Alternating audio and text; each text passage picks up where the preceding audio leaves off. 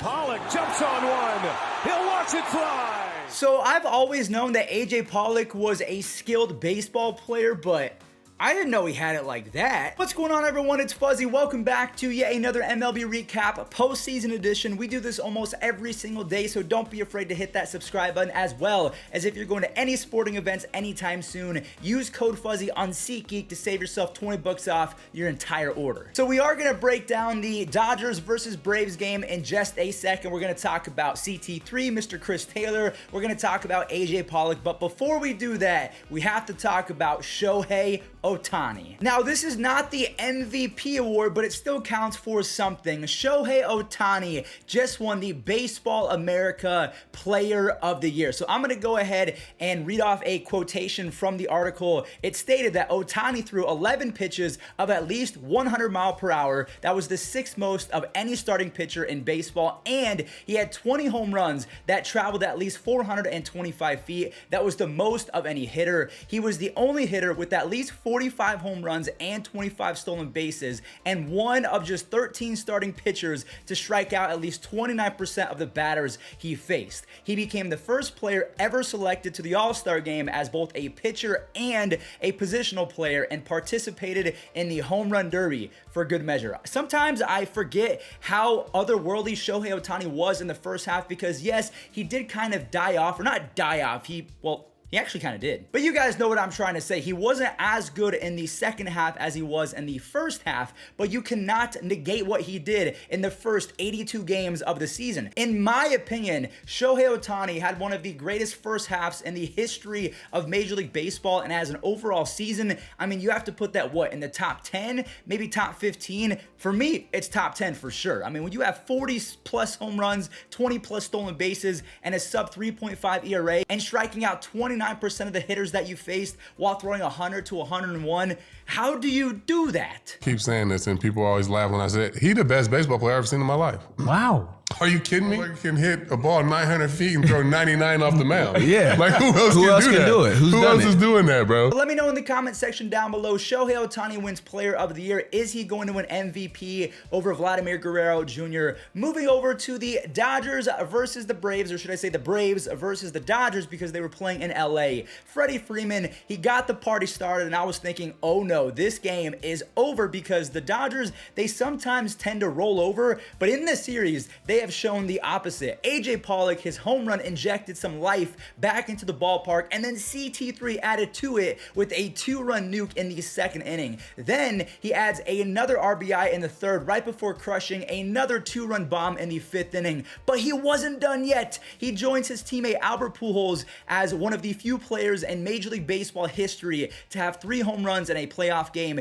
He is the first ever to have 3 home runs in an elimination game. Trey Turner, he must have heard me call him out yesterday. He collects 3 base hits and an RBI on this swing. And then AJ with one of the pimp jobs of the century. Good Lord, this was the very definition of a statement game. The reason why, they won 11-2. Cody Bellinger had a few base hits. Trey Turner had a few base hits. And now going into game 6 and 7, to me, they're the favorites to win both of those games, because they have Max Scherzer for game number 6. They have Walker Buehler in game number 7. I know that Charlie Morton is going to be in there at least one of those games, but to me, it almost feels like the Dodgers evened up the series as opposed to being down 3-2. So I want you guys to let me know, please, who do you think is going to win game number 6? And then who do you think is going to win game number 7? Who will be meeting up with, in my opinion, the Astros in the World Series? Now, before we talk about the game today, the Red Sox versus the Astros, I want to talk about Albert Pujols. So he was one of the guys that had 3 home runs in a single postseason game, and he spoke afterwards on CT3.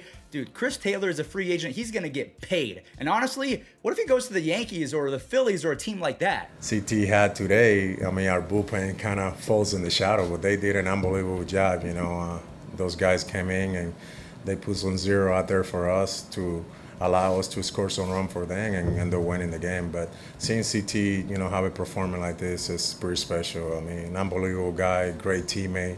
You know, I had an opportunity to play against him when he was in Seattle. Now having him as my teammate is pretty special. And just the preparation that he goes day in and day out every day. The stuff that you guys don't get to see, but the players get to see, that's why he has the success that he has at the plate. So there you have it. Albert Pujols, for all of you young guys, is one of the greatest players in the history of baseball. Do not let his last few years confuse you. Albert Pujols, the machine, he is that guy. Now, I quickly want to talk about the game that is happening later on today. We have Nathan Eovaldi of the Boston Red Sox facing off against Luis Garcia of the Houston Astros. This is going to be played in Houston. So Boston, over the course of 2021, they had an 831 OPS at home versus a 724 OPS away. So they are much better at home. But the one caveat I will say is that the Red Sox are much better against a right-handed starting pitcher as opposed to lefties. But the Houston Astros in 2021, they had a 51-30 record at home. So they were 21 games above 500. And Luis Garcia had a 2.39 home ERA compared to a 4.24 road ERA. So when you take all of that into account, the Red Sox and their 724 OPS away from Fenway Park and Luis Garcia having a sub 2.4 ERA at home, to me, if the Boston Red Sox win today, that will be a full-blown miracle. I mean, for the most part in the American League, I've gotten the majority of the series right. Aside from the wild card, I picked the Yankees over the Red Sox,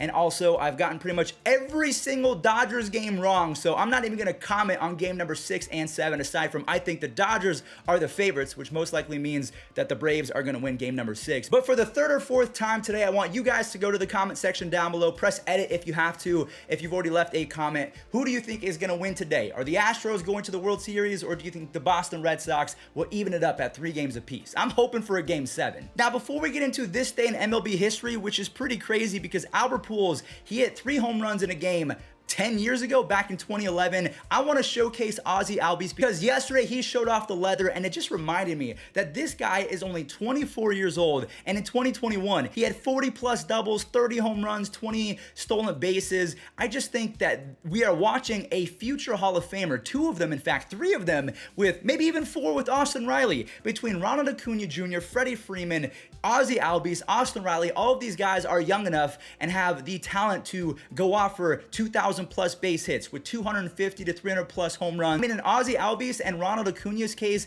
they could both be 200 plus home run guys, 200 plus stolen base guys with 400 plus doubles. That's how special I think they are. Ozzie Albies already has 613 base hits in 560 games. Is he the best second baseman in baseball? After the World Series is over, I'm going to come out with a rankings for every single position. So is Ozzie the guy, or is it still someone like Jose Altuve? Is it someone like DJ LeMahieu, or is Marcus Semien the new king of second baseman? I guess that will be a different story for a different day. All right, everyone. Well, I already hinted at it a few minutes ago. This day in MLB history is how we're going to end today's video. Thank you all so much for watching. And again, 1 decade ago, 10 years ago, Albert Pujols, he did this.